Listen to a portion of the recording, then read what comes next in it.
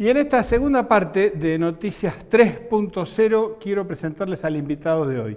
Se trata de un diputado nacional, es de Formosa, representa al pueblo de Formosa y se llama Luis Basterra. Bienvenido, Luis. ¿Qué tal, Julio? ¿Cómo estás? ¿Cómo va? Muy bien. Bueno, ayer tuvieron una importante sesión con el jefe de gabinete. Sí, ayer participó de la sesión informativa, que es una manda constitucional, en la que el jefe de gabinete fue a hacer la exposición de lo actuado. De su gestión. De su gestión, en este caso es la primera del año con nosotros. Claro. Y bueno, fue muy interesante para el análisis la visita. A ver. Porque arrancó su exposición haciendo una exaltación del federalismo y del carácter federal del gobierno de Mauricio Macri. Como dinámica, por ahí para la audiencia, durante este tiempo, entre visita y visita del jefe de gabinete, los diputados mandamos preguntas, las cuales son respondidas por escrito. Se manda un volumen muy importante, somos 257 diputados, aproximadamente 1.200 preguntas, las cuales son entregadas la noche anterior, con lo cual hay bastante poco tiempo para revisar, pero bueno, de cualquier manera ese es el mecanismo. Es parte del mecanismo. Lo concreto es que la dinámica hace una presentación de un tiempo previsto de 1 hora, le llevó 2 horas 15, de las cuales primero hizo una descripción del por qué este ha sido un gobierno federal, probablemente uno de los gobiernos más federales que hayan existido. ¿Y ustedes que son del interior, cómo ven eso? Y bueno, nosotros queríamos escuchar atentamente, porque la verdad que a nosotros no nos ha parecido en absoluto un gobierno federal. Y cuando comenzó a hacer la descripción del por qué, nos quedamos atónitos, porque el modelo de presentación era: se le han girado a las provincias desde la nación tantos miles de millones. Cuando uno analiza, no es que se le giró, que la nación por una decisión administrativa y una voluntad política giró tantos recursos. Eso reviene de un pacto fiscal que es el modelo en el cual las provincias se ponen de acuerdo para constituir una nación. Y dentro del sentido de que la Argentina no es un país dividido en provincias, sino que la Argentina es la constitución de la confluencia de las voluntades de las provincias, hay un acuerdo central que es la ley de coparticipación, que define cómo se van a distribuir los recursos que recauda el Estado Nacional. El conjunto del país. El conjunto del país. Y entonces, cuando él se atribuía como... Claro, no es el monarca que distribuye... Que por benevolencia hacia sus súbditos. Claro. Pero bueno, es la mentalidad típica de un porteño que está pretendiendo administrar al país como si fuera una empresa, o cuando tienen su perfil solidario, como una sociedad de beneficencia. Claro. Entonces, o es una empresa y te doy de acuerdo a tus resultados, o es una sociedad de beneficencia que te tengo lástima y te doy,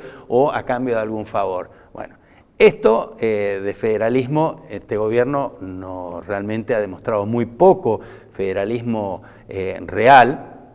Incluso planteó, en contraste con nuestro gobierno, que ahora ya los gobernadores no tenían que arrodillarse para pedir recursos, sino que había una distribución equitativa entre las provincias. Bueno, ya nos mostró en ese momento cuál era el tono falaz con el que estaba abordando su presentación, con tono provocativo. Hablaba de que teníamos que todos juntos, todos unidos, todos amables, pero terminaba de decir eso y largaba una provocación. ¿Qué ha significado para Formosa ese federalismo del que habla? Ahí yo tomé la palabra cuando en el bloque nos dividimos entre 5 expositores el tiempo de bloque. A mí me tocó la responsabilidad de preguntarle, hacer un análisis y preguntarle sobre inflación y sobre tarifas. Pero al él haber hecho una descripción de su federalismo para con Formosa, yo me tomé el tiempo, pedí permiso al bloque para preguntarle cuál era el concepto de que ahora no había una actitud discriminatoria con los gobiernos de las provincias que no tenían su mismo de otro signo político, y particularmente aquellas que como Formosa son provincias que tienen presupuesto equilibrado, que no tienen deudas y que tienen superávit gemelo. Es decir, nosotros tenemos superávit fiscal y superávit operativo. Por lo tanto, nosotros no tenemos necesidad del Estado para llegar a fin de mes y pagar los sueldos. Lo que, como dijo el general Perón, la independencia económica te da soberanía política. Claro. Entonces, la soberanía política que dispone el Estado formoseño, conducido por el compañero Gildo Infram, hizo que nosotros nunca nos sometamos a las condiciones del gobierno nacional.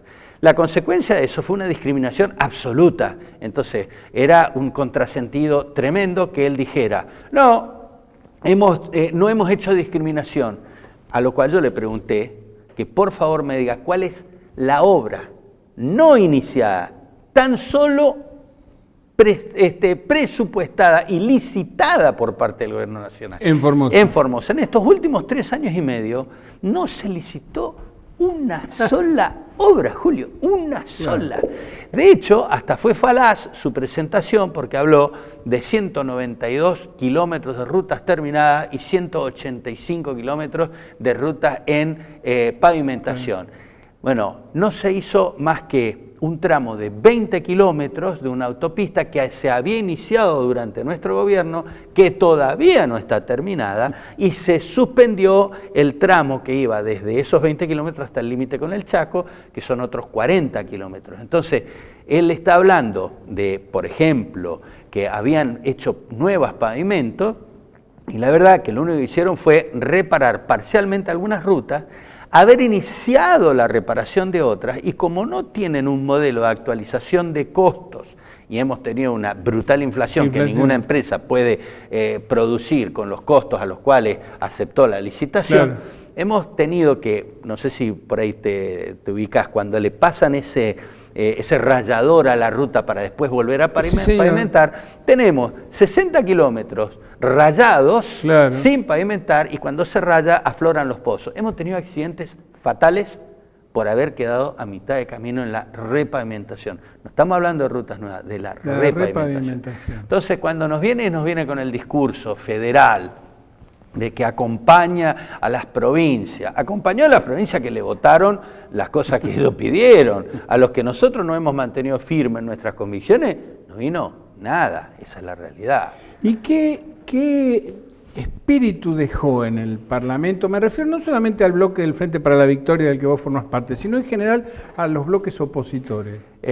No hubo un solo bloque opositor que acompañe el discurso del jefe de gabinete.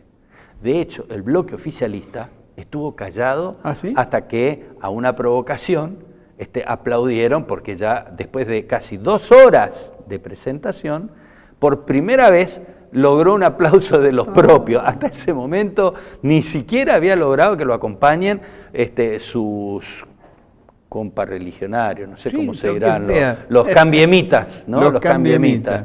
La realidad es que no hubo ni un solo diputado que le haya agradecido la gestión al gobierno nacional, con lo cual contrastaba con ese discurso armado, de todos unidos, de que vamos todos. ¿Cuál es el sentido que ustedes le dan a ese discurso entonces?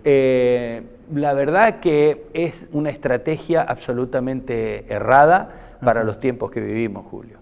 Este individuo viene con un modelo de ponerse enojado, por momentos se enojó, igual que el presidente. ¿Vos decís que es un poco el espíritu Durán Barba? Definitivamente, tremendamente. Yo creo que están tratando de esquivar el famoso Pato Rengo, el año del Pato Rengo, que quieren llegar firmes, fuertes, Ajá. fortalecidos, no quieren tener la experiencia de una debilidad en su último año de gestión. Entonces se enojan, golpean la mesa, como golpeaba Macri el discurso del 1 de marzo. Venimos resistiendo, tenés que decirle, muchachos, ejerzamos un poder republicano, serio, respetuoso. Se enojan, gritan, provocan, porque pareciera que eso fue lo que le dieron los focus group. La realidad es que ni los propios lo siguen en este momento, en ese sentido. Un discurso que netamente fue para los propios, porque lo hablábamos con compañeros, ese discurso, lo que dijo no le cree nadie. Nos planteó un país que resulta que había sido que estábamos bien y no nos dábamos cuenta. Claro, bueno, y que alguno que esté mal es una cuestión particular y se la tiene que aguantar, porque esa es la construcción. En realidad el país no está mal, está bien, y ya aparecen los indicadores. Ahora vos te tocó la desgracia de que justo vos te desocupaste, justo vos te quedaste sin asado. Sí, te tuviste que cerrar tu empresa, pero sos vos, el resto está todo bien, es una mentira. Entonces fue acumulando y hoy estamos en un escenario en que un discurso de esa naturaleza es nocivo para enfrentar la realidad. Claro.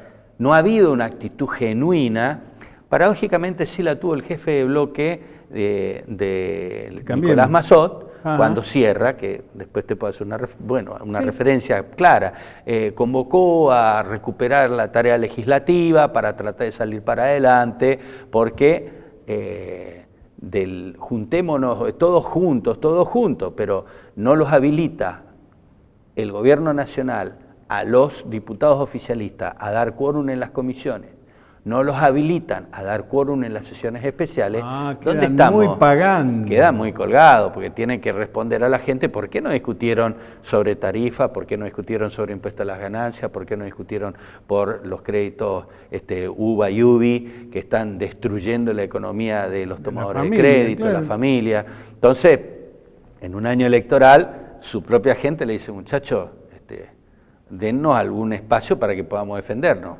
Ni siquiera eso. Luis, vamos a ir a un corte ahora y después del corte vamos a hablar de otro tema. Yo te propongo que nos cuentes un poco de Formosa. ¿Cómo no? Que es una gran incógnita en Buenos Aires, esa provincia. Estamos en Noticias 3.0, ya volvemos.